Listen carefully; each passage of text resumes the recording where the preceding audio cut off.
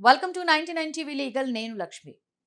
భారతీయ న్యాయ వ్యవస్థ గురించి మాట్లాడేటప్పుడు తరచూ వినిపించే మాట ఒకటే, న్యాయం ఆలస్యం అవుతుంది అని. కేసు చిన్నదా పెద్దదా అన్న తేడా లేకుండా న్యాయస్థానాలలో ఒకసారి పిటిషన్ దాఖలైతే దానికి తుది తీర్పు రావడానికి సంవత్సరాలు దశాబ్దాలు పడుతుంది. కొన్నిసార్లు బాధితులు బ్రతికుండగానే న్యాయం దక్కదు. మరికొన్ని సందర్భాలలో నిందితులు కూడా జీవితంలో సగం కాలం కోర్టుల చుట్టూ తిరిగి చివరికి వృద్ధాప్యంలో తీర్పు వింటున్నారు. ఇది కేవలం ఒక వ్యక్తి సమస్య కాదు, మొత్తం వ్యవస్థ ఎదుర్కొంటున్న పెద్ద సవాల్గా మారింది. ఇటీవల కాలంలో ఇలాంటి చాలా కేసులు వార్తల్లోకి వచ్చాయి. 4 దశాబ్దాలు 5 దశాబ్దాల తర్వాత తీర్పులు రావడం దేశవ్యాప్తంగా చర్చకు దారితీస్తున్నాయి. ఒకవైపు దోషులకు శిక్ష పడడం చూసి న్యాయం జరిగిందని అనిపిస్తున్నా, మరొక వైపు అంత ఆలస్యంగా వచ్చే న్యాయం నిజంగా న్యాయమేనా అనే ప్రశ్నలు కూడా ఉత్పన్నమవుతున్నాయి. న్యాయం ఆలస్యమైతే అది న్యాయం కాకుండా పోతుందన్న నానుడి ఇక్కడ మరింత బలంగా వినిపిస్తోంది. ఇటీవలే అలహాబాద్ హైకోర్టు ఇచ్చిన ఒక తీర్పు దేశవ్యాప్తంగా సంచలనంగా మారింది. 1982 ఆగస్టు 9న జరిగిన ఒక హత్య కేసులో దాదాపుగా 40 ఏళ్ల తర్వాత తీర్పు వెలువడింది. ఈ కేసులో ప్రధాన నిందితుల్లో ఒకరు ఇప్పటికే మరణించగా, మిగిలిన వ్యక్తి అప్పటికీ 100 ఏళ్ల వృద్ధుడు. 4 దశాబ్దాల పాటు కోర్టు కేసులతో జీవితం గడిపిన ఆ వృద్ధుడికి చివరికి నిర్దోషిగా తీర్పు వచ్చింది. అంటే అతను దాదాపుగా తన జీవితం అంతా ఒక నిందితుడిగానే జీవించాడు. చివరికి నిర్దోషిగా తేలినా ఆ న్యాయం అతని జీవితానికి ఎంత ఉపయోగపడిందన్న ప్రశ్న మాత్రం మిగిలిపోయింది. ఇలాంటి మరో పూర్తి విరుద్ధమైన సంఘటన తాజాగా మధ్యప్రదేశ్లో చోటు చేసుకుంది. ఈసారి తీర్పు బాధితుడికి ఊరట ఇవ్వడం కాదు, నిందితుడికి శిక్ష విధించటం. కానీ ఇక్కడ కూడా సమస్య అదే, ఆలస్యం. దాదాపుగా 45 ఏళ్ల తర్వాత ఒక దొంగతనం కేసులో నిందితుడిని పోలీసులు పట్టుకుని కోర్టుకు హాజరుపరచడం, అతనికి జ్యుడిషియల్ కస్టడీ విధించటం దేశవ్యాప్తంగా ఆసక్తికరంగా మారింది. ఈ కథ 1980లో ప్రారంభమవుతుంది. మధ్యప్రదేశ్లోని బాల్కవాడ పోలీస్ స్టేషన్ పరిధిలో బాల్కడ్ గ్రామానికి సమీపంలో వ్యవసాయ పొలాలలో ఒక రాత్రి దొంగతనం జరిగింది.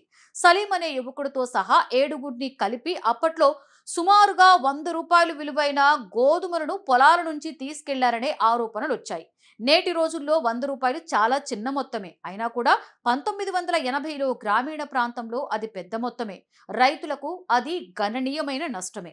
ఈ కేసు నమోదు అయిన సమయంలో సలీం వయసు కేవలం 20 ఏళ్లు.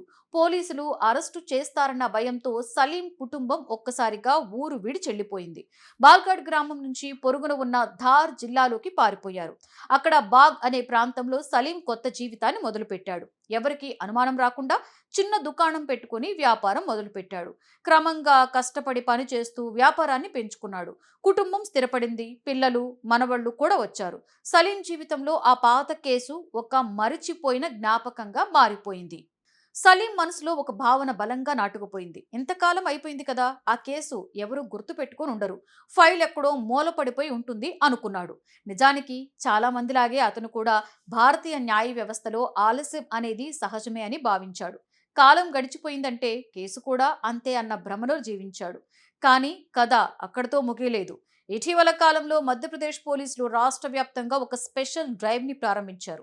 దీర్ఘకాలంగా పెండింగ్ లో ఉన్న కేసులను పరిష్కరించడం, పరారీలో ఉన్న నిందితులను గుర్తించడం ఈ డ్రైవ్ ప్రధాన ఉద్దేశం. ఈ సందర్భంగా పాత ఫైళ్లను తిరగేశారు. దుమ్ము పట్టిన కేసు డైరీలను తిరిగి పరిశీలించారు. అందులో సలీం పేరు మళ్లీ బయటకొచ్చింది. 1980లో నమోదైన దొంగతనం కేసులో పరారీలో ఉన్న నిందితుడిగా అతడిని పేరు కనిపించింది. పోలీసులు వివరాలు సేకరించి ఆధారాల ఆధారంగా బాగ్ ప్రాంతంలో ఉన్న సలీంని గుర్తించారు. ఒకప్పుడు 20 ఏళ్ల యువకుడిగా ఉన్న సలీం ఇప్పుడు వృద్ధుడిగా మారిపోయాడు. దాదాపుగా 65 ఏళ్ల వయసు. చిన్న దుకాణం నడుపుతూ ప్రశాంతంగా జీవిస్తున్నాడు. అతనికి ఆ రోజు పోలీసుల రాక ఒక పెద్ద షాక్. 45 ఏళ్ల తర్వాత కూడా పోలీసులు తనని గుర్తిస్తారని అతను ఊహించలేదు. చివరికి పోలీసులు అతన్ని అరెస్టు చేసి కోర్టుకి హాజరుపరిచారు. కోర్టు అతనికి జ్యుడిషియల్ కస్టడీని విధించింది. ఇక్కడే ఈ 2 కేసుల మధ్య తీవ్రమైన వైరుధ్యం కనిపిస్తుంది. ఒక కేసులో 100 ఏళ్ల వృద్ధుడికి 40 ఏళ్ల తర్వాత నిర్దోషిగా తీర్పు వచ్చింది. మరో కేసులో ఒక వ్యక్తి 45 ఏళ్ల పాటు తప్పించుకున్నప్పటికీ చివరికి శిక్షను తప్పించుకోలేకపోయాడు.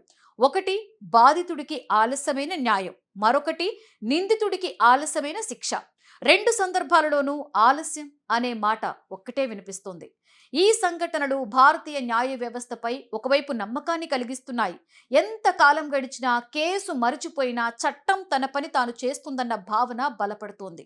నిందితులు ఎంతకాలం తప్పించుకున్నా చివరికి చట్టం ముందు నిలబడవలసిందే అనే సందేశం ప్రజల్లోకి వెళ్తుంది. ఇదే సమయంలో ఇది ఒక తీవ్రమైన ఆందోళన కూడా. ఒక మనిషి జీవితంలో 40 నుంచి 45 సంవత్సరాల పాటు కోర్టు కేసు కోసం వేచి చూడవలసిన పరిస్థితి నిజంగా ఎంతవరకు సమంజసం అన్న ప్రశ్న కూడా తలెత్తుతుంది. న్యాయం అనేది సమయానికి దక్కితేనే దానికి విలువుంటుంది. ఒక రైతు పొలాలలో దొంగతనం జరిగితే 4 దశాబ్దాల తర్వాత శిక్ష పడితే అప్పటికే ఆ రైతు బతికుండకపోవచ్చు. అతని కుటుంబం కూడా ఆ నష్టాన్ని మరిచిపోయి ఉండొచ్చు. అదేవిధంగా ఒక వ్యక్తి నిర్దోషైనా 40 ఏళ్ల పాటు నిందితుడిగా జీవిస్తే ఆ జీవితానికి న్యాయం ఎలా జరుగుతుంది అనే ప్రశ్నకు సమాధానం లేదు. భారతదేశంలో ప్రస్తుతం కోర్టుల్లో కోట్ల సంఖ్యలో కేసులు పెండింగ్లో ఉన్నాయి. జిల్లా కోర్టుల నుండి సుప్రీం కోర్టు వరకు ప్రతి స్థాయిలో కూడా కేసుల భారమే. న్యాయమూర్తుల కొరత, సిబ్బంది లోపం, వాయిదాల సంస్కృతి, న్యాయ ప్రక్రియల సంక్లిష్టత ఇవన్నీ కలిపి ఈ ఆలస్యానికి కారణాలుగా మారుతున్నాయి. ఒక కేసు మొదలైతే విచారణ, సాక్ష్యాలు, వాయిదాలు, అప్పీలు, మళ్లీ అప్పీలు అంటూ సంవత్సరాలు గడిచిపోతున్నాయి. సలీం కేసు, 100 ఏళ్ల వృద్ధుడి కేసు లాంటి సంఘటనలు ఒక విషయం మాత్రం స్పష్టంగా చెబుతున్నాయి. భారతీయ న్యాయ వ్యవస్థ పనిచేస్తుంది, కానీ చాలా నెమ్మదిగా. తప్పు చేసిన వారికి శిక్ష తప్పదు, నిర్దోషులకు చివరకు న్యాయం దక్కుతుంది అన్న నమ్మకం ఉంది. కానీ ఆ న్యాయం రావడానికి పడుతున్న కాలమే అసలు సమస్య. జీవితంలో సగం కాలం కోర్టుల చుట్టూ తిరగవలసి వస్తే ఆ న్యాయం నిజంగా ఎంత ఉపయోగపడుతుంది అన్న ప్రశ్నకు ఇప్పటికీ సమాధానం లేదు. అందుకే నిపుణులు ఇప్పుడు ఒక మాట గట్టిగా చెబుతున్నారు. న్యాయం జరిగిందని చెప్పడం మాత్రమే సరిపోదు.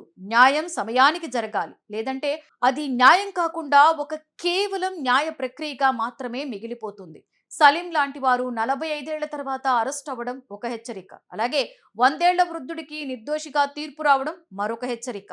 రెండింట్లోనూ సందేశం ఒకటే. ఆలస్యం అనేది భారతీయ న్యాయ వ్యవస్థలో అతి పెద్ద సమస్యగా మారింది. దీనిని తగ్గించకపోతే భవిష్యత్తులో ఇలాంటి కథలు ఇంకా ఎక్కువగా వినిపించే అవకాశాలున్నాయి.